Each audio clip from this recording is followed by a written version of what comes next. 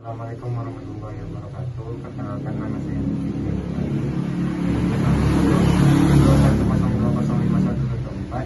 Saya dari Prodi Farmasi Universitas Muhammadiyah Riau. Saya ingin menjelaskan tentang sistem pencernaan. Pertama-tama, apa sih definisi dari sistem pencernaan? Sistem pencernaan adalah sistem yang membantu dalam mencerna makanan untuk menghasilkan energi bagi seluruh anggota tubuh. Sistem pencernaan manusia dapat dibedakan menjadi dua. Apa aja nih? Yang pertama, ada saluran pencernaan yang terdiri dari mulut, faring, esofagus, lambung, usus halus, usus besar, dan anus. Dan yang kedua, ada kelenjar pencernaan yang terdiri dari hati dan pankreas. Ternyata proses pencernaan terjadi dalam dua cara nih. Pertama, ada pencernaan ingesti atau biasa dikenal sebagai pencernaan mekanik.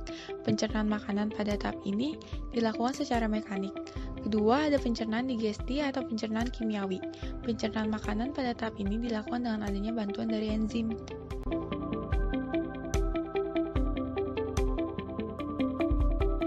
Urutan proses pencernaan pertama dimulai dari mulut, kemudian faring, selanjutnya menuju esofagus. Setelah dari esofagus menuju lambung, kemudian usus halus, dan dilanjutkan melalui usus besar, dan terakhir dikeluarkan melalui anus. Selanjutnya, ada nggak nih yang tahu apa itu organ aksesori? Organ aksesori merupakan organ dalam sistem pencernaan yang terdiri dari gigi, lidah, kelenjar saliva, hati, dan pankreas. Pertama-tama, kita akan membahas tentang mulut. Mulut merupakan tempat awal terjadinya proses pencernaan mekanik dan kimiawi. Pada organ mulut terdapat 3 bagian. Yang pertama gigi, yang membantu pencernaan mekanik. Kedua lidah, terdapat papila yang berfungsi sebagai indera pengecap, mencampur dan mengaduk makanan dengan ludah, dan mendorong makanan masuk ke esofagus. Terdapat 3 kelenjar ludah, yaitu glandula parotis, glandula sublingualis, dan glandula submandibularis, yang memiliki fungsi sebagai yang pertama, mencerna makanan secara kimiawi, kedua, membasahi makanan, ketiga, mencegah mulut dari kekeringan, keempat, membunuh mikroorganisme, dan yang kelima, sebagai larutan penyangga. Pada pencernaan yang terjadi di mulut, terdapat reaksi enzim di mana ketika terjadi enzim amilum dan pitialin akan membentuk enzim maltose. Kemudian kita akan membahas tentang faring atau biasanya disebut dengan istilah rongga tekak. Faring merupakan daerah dengan percabangan menuju rongga hidung, esofagus, dan trakea. Faring dilengkapi dengan epiglotis yang dapat membuka dan menutup. Dalam keadaan biasa, epiglotis akan selalu terbuka. Dan ketika makanan masuk, epiglotis menutup faring sehingga makanan masuk ke dalam esofagus. Selanjutnya ada esofagus. Esofagus terletak pada bagian yang ditunjukkan. Esofagus merupakan saluran pencernaan yang terdiri sepertiga otot lurik dan 2/3 otot polos. Dindingnya tersusun atas epitel berlapis pipih. Esofagus juga melakukan gerak peristaltik. Gerak peristaltik merupakan gerak kontraksi dan relaksasi otot polos yang mendorong makanan menuju lambung. Gerak peristaltik menghasilkan makanan berbentuk gumpalan yang disebut bolus. Selanjutnya kita akan membahas tentang hati atau biasa disebut hepar. Hati merupakan organ tubuh dengan kelenjar eksokrin berbentuk kantung empedu yang menghasilkan cairan empedu. Cairan empedu atau bilus merupakan cairan berwarna kuning kecoklatan yang dihasilkan oleh sel hati. Hati berfungsi sebagai pengatur kadar glukosa dalam darah bersama insulin dan glukagon. Selanjutnya ada pankreas. Pankreas adalah kelenjar pencernaan yang terhubung dengan duodenum melalui 2 saluran pankreas. Pankreas memiliki kelenjar eksokrin berupa sel asiner yang menghasilkan getah pankreas. Selanjutnya ada lambung atau biasa disebut ventriculus. Lambung adalah kantung makanan yang merupakan saluran pencernaan.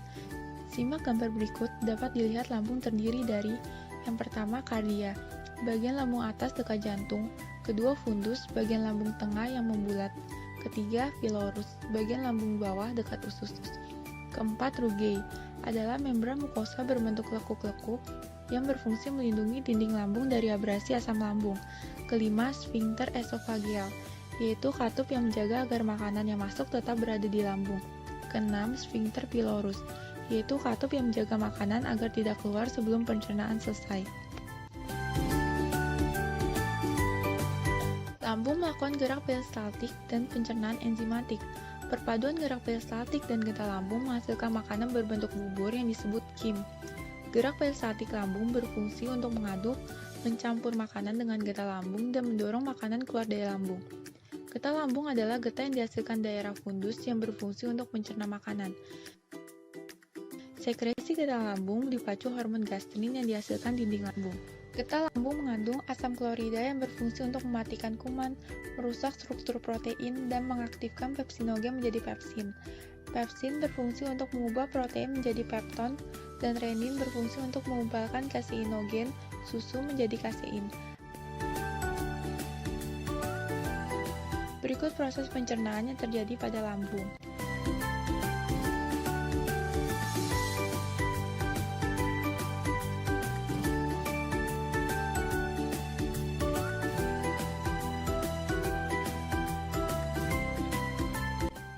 Selanjutnya ada usus halus atau disebut sebagai intestinum tenue. Usus halus terdiri dari duodenum, jejunum, dan ileum. Duodenum adalah usus 12 jari yang berfungsi sebagai tempat bermuaranya saluran pankreas dan kantung empedu, juga sebagai tempat pencerna makanan dengan enzim-enzim.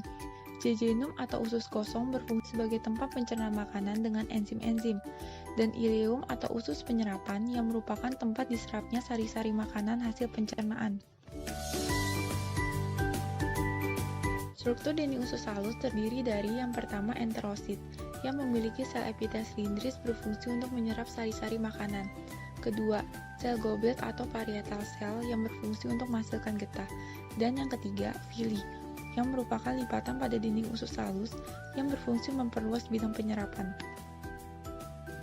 Setelah pencernaan selesai, mekanisme yang dilakukan ileum adalah glukosa, asam amino, vitamin, dan mineral diserap oleh kapiler darah dalam villi, kemudian diangkut menuju hati lalu diserap tubuh.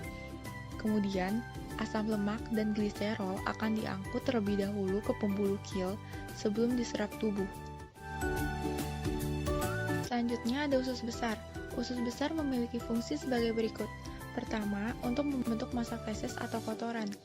Kedua, untuk mengatur kadar air, garam mineral, dan zat berguna yang tersisa pada feses. Dan yang ketiga, untuk membusukkan makanan dengan simbiosis dengan bakteri Escherichia coli. Setelah dibentuk, feses disimpan dalam rektum sebelum dikeluarkan. Dan saluran pencernaan terakhir adalah anus. Anus adalah saluran pembuangan zat sisa pencernaan yang terdiri dari sphincter anus dengan otot polos di dalam dan otot lurik di luar. Saat kontraksi rektum terjadi, dapat menyebabkan refleks gastrokolik yang dapat dilakukan secara sadar, dan otot pencernaan akan berkontraksi sehingga feses terdorong keluar. Dan terakhir, kita akan membahas apa aja sih gangguan pada sistem pencernaan. Yang pertama ada diare. Tak asing lagi bukan? Diare merupakan encere feses karena infeksi kolon oleh bakteri Vibrio cholerae atau Bacillus, sehingga dinding usus yang terinfeksi mensekresikan air dan elektrolit berlebihan, menyebabkan hilangnya cairan tubuh.